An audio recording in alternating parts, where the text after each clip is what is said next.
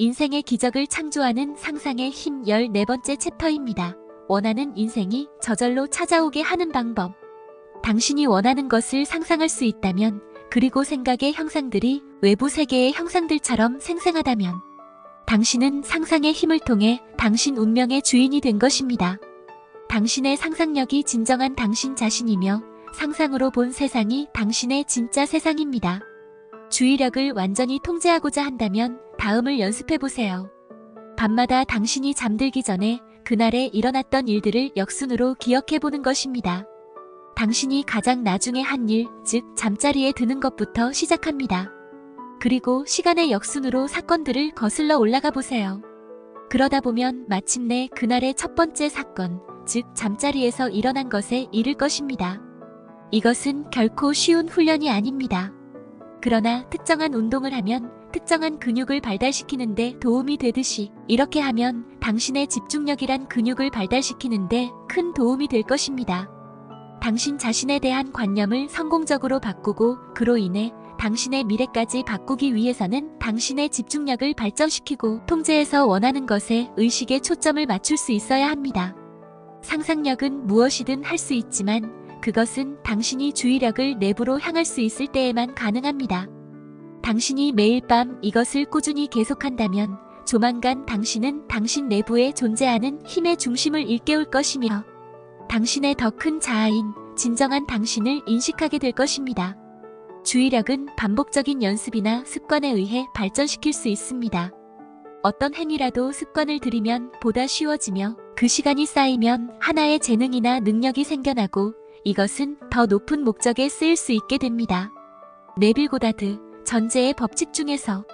저자 슈카이브의 해석입니다. 우리는 모두 언젠가 육신이라는 옷을 벗고 사후세계로 넘어간다. 차원 이동을 한다는 뜻입니다. 사후세계에 가게 되면 그곳은 우리가 살고 있는 물질세계와는 완전 다르다. 상상만 하면 순간이동이 되고 무언가를 창조해내고 상념으로 다른 영혼들과 소통한다. 그곳에선 인간으로 사는 동안 가졌던 생각, 관념, 마음 상태에 맞는 환경을 불러낸다. 각자가 상상을 통해 창조한 환경에서 시간을 보내게 되는 것이다. 현재 우리가 살고 있는 이곳 역시 사후세계와 별반 다르지 않다. 우리 눈에 보이는 모든 것들은 각자의 상상, 집단의식에 의해 창조된 것들이다. 의식주에 필요한 모든 것들, 일상생활에 필요한 모든 것들은 누군가의 상상력에 의해 만들어졌다. 지금 이 순간에도 각자 상상력으로 무언가를 만들어내고 있다. 네빌 고다드는 이렇게 말한다. 주의력을 완전히 통제하고자 한다면 다음을 연습해보세요. 밤마다 당신이 잠들기 전에 그날에 일어났던 일들을 역순으로 기억해보는 것입니다. 당신이 가장 나중에 한 일, 즉 잠자리에 드는 것부터 시작합니다. 그리고 시간의 역순으로 사건들을 거슬러 올라가 보세요.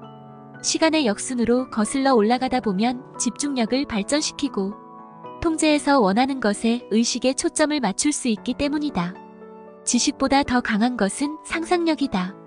어디든 갈 수 있고 무엇이든 창조할 수 있다. 한계가 없기 때문이다.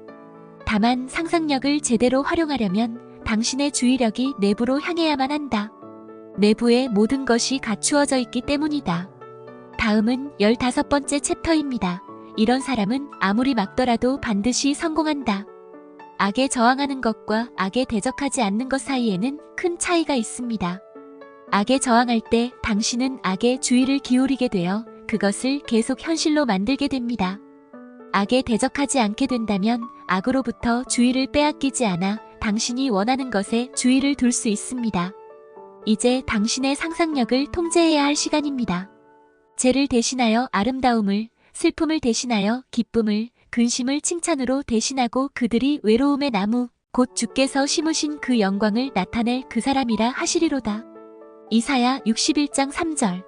있는 그대로의 모습보다 당신이 원하는 바대로 되었음에 주의를 집중한다면 당신은 죄를 대신해서 아름다움을 주게 됩니다. 불리한 상황에 상관없이 즐거운 태도를 유지한다면 슬픔을 대신해서 기쁨을 주는 것입니다. 낙담하지 않고 확신에 찬 태도를 유지할 때 당신은 근심을 칭찬으로 대신하는 것입니다.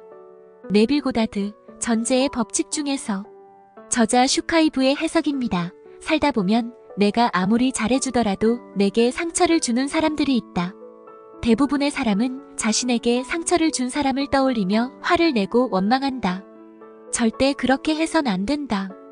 그 이유는 상대를 생각하게 되면 그러한 일이 반복해서 일어날 수 있는 에너지장이 형성되기 때문이다. 이는 악에 주의를 기울이는 것이 된다. 끌어당김의 법칙은 빈번하게 생각하는 것을 끌어당긴다는 것이다. 결국 똑같은 현실이 반복되게 된다. 아버지 창조주께서는 내게 끌어당김에 대해 정확하게 알려주셨다. 끌어당김을 아느냐? 끌어당김은 단순히 끌어당김이 아니다. 끌어당김은 반응이다. 너희가 생각하든 생각하지 않든 시간과 공간과 모든 물질과 비물질을 망라하여 만들어 놓은 어떤 반응이다.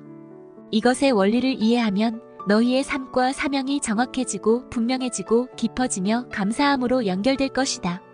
내게 상처를 준 사람에게 하는 가장 현명한 복수는 그를 생각하지 않는 것이다. 머릿속에서 완전히 지우는 것이다. 이렇게 하면 악으로부터 주의를 기울이지 않게 되어 원하는 것에 주의를 기울 수 있다. 인간관계를 떠나 물질과 비물질 모두 고유한 에너지 진동수를 발산한다. 자신이 주의를 기울이는 에너지 진동수에 맞는 것이 나에게 끌려온다는 것을 기억해야 한다. 마지막으로 네빌 고다드의 말을 기억해보라. 있는 그대로의 모습보다 당신이 원하는 바대로 되었음에 주의를 집중한다면 당신은 죄를 대신해서 아름다움을 주게 됩니다. 의식 성장에 대해 더 많은 정보가 궁금하시다면 네이버 카페 한책협으로 방문해주세요.